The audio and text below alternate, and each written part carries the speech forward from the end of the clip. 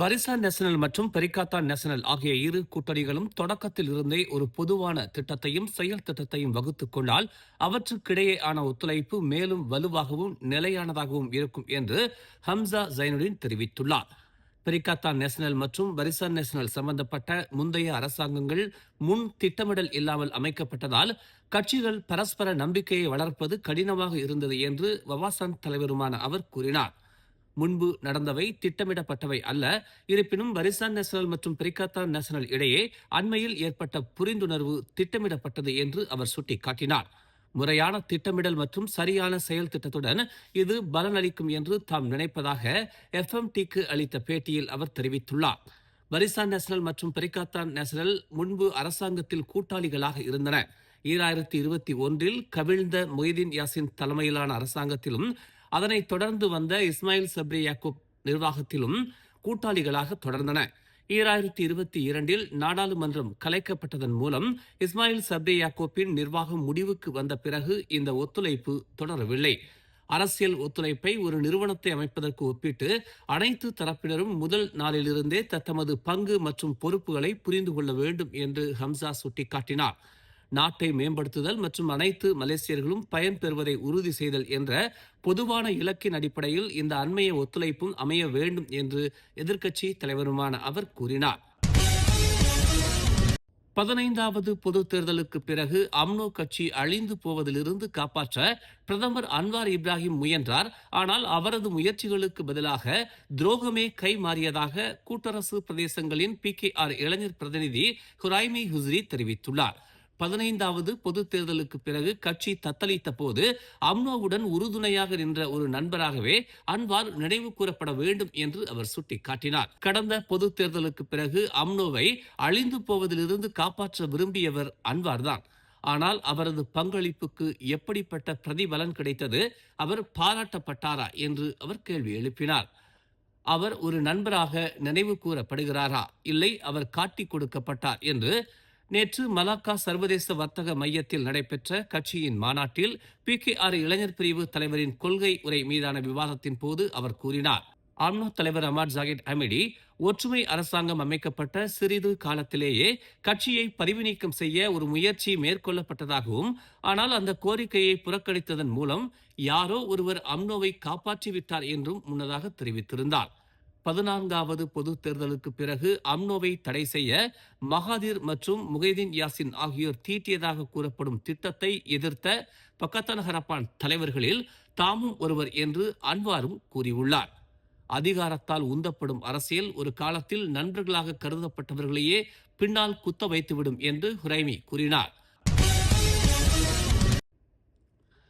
6 வார கால இலவச பயணத்திற்கு பிறகு ஷா அலாம் LRT 3யில் பயணிக்கும் பயணிகள் இன்று முதல் தங்கள் பயணங்களுக்கு கட்டணம் செலுத்த தொடங்குவார்கள் என்று தெரிவிக்கப்பட்டுள்ளது. ஷட்டில் பேருந்து சேவை மற்றும் பார்க் அண்ட் ரைடு வசதிக்கும் கட்டணம் பொருந்தும் என்று ரேபிட் கெயில் நிறுவனம் தெரிவித்துள்ளது. பொதுமக்களால் நன்கு வரவேற்கப்பட்ட 6 வார இலவச பயண காலத்தை தொடர்ந்து ஷா அலாம் வழித்தடத்தின் செயல்பாட்டில் இது மற்றொரு முக்கியமான கட்டத்தை குறிக்கிறது. இந்த காலகட்டத்தில் பொது போக்குவரத்தை தேர்ந்தெடுத்து ஆதரவளித்த, நம்பிக்கை வைத்த மற்றும் விருப்பம் தெரிவித்த அனைத்து பயணிகளுக்கும் ரேபிட் கெயில் தனது நன்றியை தெரிவித்துக் கொள்கிறது என்று அந்த ரயில்வே நிறுவனம் ஒரு அறிக்கையில் தெரிவித்துள்ளது. பயணிகள் தங்கள் பயணங்களுக்கு தயாராவதற்கு தங்கள் கட்டண அட்டைகளில் குறைந்தபட்சம் 5 ரிங்கிட் இருப்பதை உறுதி செய்து கொள்ளவும் அதிகாரப்பூர்வ மை ரேபிட் இணையதளத்தில் கட்டணங்களை சரிபார்க்கவும் ரேபிட் கெயில் அறிவுறுத்தியது. மை ரேபிட் சலுகை அட்டைகள் மூலம் மாணவர்கள், மூத்த குடிமக்கள் மற்றும் மாற்றுத் திறனாளிகளுக்கும் சலுகை கட்டணங்கள் கிடைக்கின்றன என்றும் அது தெரிவித்தது. ஷா அலாம், பெட்டாலிங் ஜெயா மற்றும் கிள்ளான் ஆகியவற்றை இணைக்கும் புதிய போக்குவரத்து வலை அமைப்பிற்கு பயணிகள் பழகிக்கொள்ள அதிக நேரம் கொடுப்பதற்காக ரேபிட் கெயில் முன்னதாக LRT 3யில் தனது இலவச பயண காலத்தை நேற்று வரை நீட்டித்திருந்தது குறிப்பிடத்தக்கது. கோலகங்சாரில் உள்ள சயோங் பாலத்திற்கு அருகில் பேராக் ஆற்றில் நேற்று ஒரு சடலம் அடங்கிய சூட்கேஸ் கண்டெடுக்கப்பட்டது. சடலம் சிதைந்த நிலையில் இருந்ததால் அது பல நாட்களுக்கு முன்பே இறந்த ஒரு பெண்ணுடையது என்று நம்பப்படுவதாக பரிதா ஹரியான் செய்தி வெளியிட்டுள்ளது.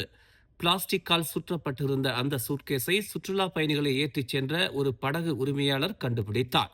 நேற்று மதியம் காவல்துறையிடம் இருந்து அழைப்பு வந்ததை அடுத்து கோலகங்சார் தீயணைப்பு மற்றும் மீட்பு நிலையத்தைச் சேர்ந்த 5 பணியாளர்கள் சம்பவ இடத்திற்கு அனுப்பப்பட்டதாக பேரா தீயணைப்பு மற்றும் மீட்புத்துறை செயல்பாட்டு உதவி இயக்குநர் சபா ரோஜி நூர் அமாட் தெரிவித்தார். காவல்துறையின் தடயவியல் பிரிவு சுமார் மாலை 6:40 மணி அளவில் சம்பவ இடத்திற்கு வந்தடைந்தது. சுற்றுலா படகு உரிமையாளர்கள் பல நாட்களுக்கு முன்பே அந்த சூட்கேஸை கவனித்ததாகவும், ஆனால் அதன் உள்ளே என்ன இருக்கிறது என்பது அவர்களுக்கு தெரியவில்லை என்றும் கூறப்படுகிறது. சடலத்தின் ஒரு பகுதி வெளியே வந்த போதும், துர்நாற்றம் வீசத் தொடங்கிய போதும் அதன் உள்ளே என்ன இருந்தது என்பது தெரிய வந்தது. நேற்று ஜலான் தெமர்லோ த்ரியாங்கின் 9வது கிலோமீட்டரில் 32,000 லிட்டர் டீசல் மற்றும் பெட்ரோலை ஏற்றிச் சென்ற எரிபொருள் டேங்கர் ஒன்று கார் மீது மோதியதில் 2 வாகனங்களும் தீப்பிடித்து எரிந்தன. புரோடுவா பெசா காரின் ஓட்டுநர் மற்றும் பயணிகளான 39 வயது பெண் மற்றும் அவரது 12 வயது மகன் ஆகியோர் சம்பவ இடத்திலேயே உயிரிழந்ததாக தெமர்லோ காவல்துறை தலைவர் நசீம் பஹ்ரோன் தெரிவித்தார். உயிரிழந்த இருவரின் உடல்களில் இருந்தும் எடுக்கப்பட்ட DNA மாதிரிகளை அவர்களது உறவினர்களின் மாதிரிகளுடன் ஒப்பிட்டு பார்த்து அவர்கள் அடையாளம் காணப்படுவார்கள் என்று கூறிய அவர், அவர்கள் ஜெராண்டுட்டிலிருந்து ஸ்ரம்பானுக்கு பயணம் செய்து கொண்டிருந்ததாக தெரிவித்தார். ஸ்ரம்பானிலிருந்து தெம்பர்லோவுக்கு சென்று கொண்டிருந்த டேங்கர் கட்டுப்பாட்டை இழந்து எதிர்திசை பாதைக்குள் நுழைந்த போது கார் மீது மோதியதாக ஆரம்பகட்ட விசாரணையில் தெரிய வந்துள்ளது என்று நசீம் கூறினார். இந்த மோதலால் 2 வாகனங்களும் தீப்பிடித்தன. இருப்பினும் 37 வயது டேங்கர் ஓட்டுநர் தப்பித்து விட்டார். அவருக்கு சிறு காயங்கள் மட்டுமே ஏற்பட்டதாக தெரிவிக்கப்பட்டுள்ளது. சாலை போக்குவரத்து சட்டம் 1987 பிரிவு 41(1) கீழ் விசாரணைகளுக்கு உதவுவதற்காக டேங்கர் ஓட்டுநர் தடுத்து வைக்கப்படுவார் என்று நசீம் தெரிவித்தார். ஓம்ஸ் அறவாரியத்தின் ஆதரவில் மலர் டிவி வழங்கும் திரையிசை கண்ட இலக்கியம் 2026 போட்டியின் மாபெரும் இறுதிச் சுற்று வரும் ஆகஸ்ட் 29ஆம் தேதி பட்டாலிங் ஜெயா சிவிக் பல்நோக்கு அரங்கில் நண்பகல் 1 மணி முதல் இரவு 7 மணி வரை மிக பிரம்மாண்டமாக நடைபெற உள்ளது. திரையிசையில் விரவி கிடக்கும் இலக்கியத்தை நயம்பட உரைக்கும் வெற்றியாளர்களுக்கு முதல் பரிசு 5000 ரிங்கிட், 2வது பரிசு 3000 ரிங்கிட், 3வது பரிசு 1500 ரிங்கிட், மேலும் தங்கப் பதக்கமும் வழங்கப்படவிருக்கிறது. அதோடு நாட்டில் தொடர்ந்து தமிழ் தொண்டாற்றி வரும் பெருந்தகை ஒருவருக்கு சிறப்பு விருதும் தங்க பதக்கமும் வழங்கப்படவிருக்கிறது. திரையிசை இலக்கியம் பருக, அனைவரும் திரண்டு வருக. நாடெங்கும் தன் வசிய குரலால் ரசிகர்களை தன் வசமாக்கி வைத்திருந்த மாபெரும் கலைஞர் திரு ரகுராமன் அவர்களை விண்ணுலகம் ஏற்றுக்கொண்டு ஓராண்டு நிறைவு பெறுகிறது. தேன் அமுதம் தந்த அந்த மாய குரலோனுக்கு அஞ்சலி செலுத்தும் விதமாக இயல் இசை நாடக மன்றம் வரும் 16/8/2026 நாள் பிரிக்ஃபீல்ட்ஸ் பார்வையற்றோர் சங்க மண்டபத்தில் நினைவேந்தல் நிகழ்ச்சியை ஏற்பாடு செய்துள்ளது. 16/8/2026 நாள் சரியாக மாலை 4 மணிக்கு தேநீர் உபசரிப்புடன் தொடங்கி 4:30 மணிக்கு மேடை நிகழ்ச்சிகள் ஆரம்பமாகும். மாலை 6:30 மணிக்கு நிகழ்ச்சி நிறைவு பெறும். இந்நிகழ்ச்சிக்கு இசை தென்றல் ரகுராமனின் பாசத்திற்குரிய அபிமானி அறப்பணி வேந்தர் ஓம்ஸ்பா தியாகராஜன் தலைமை ஏற்கிறார்.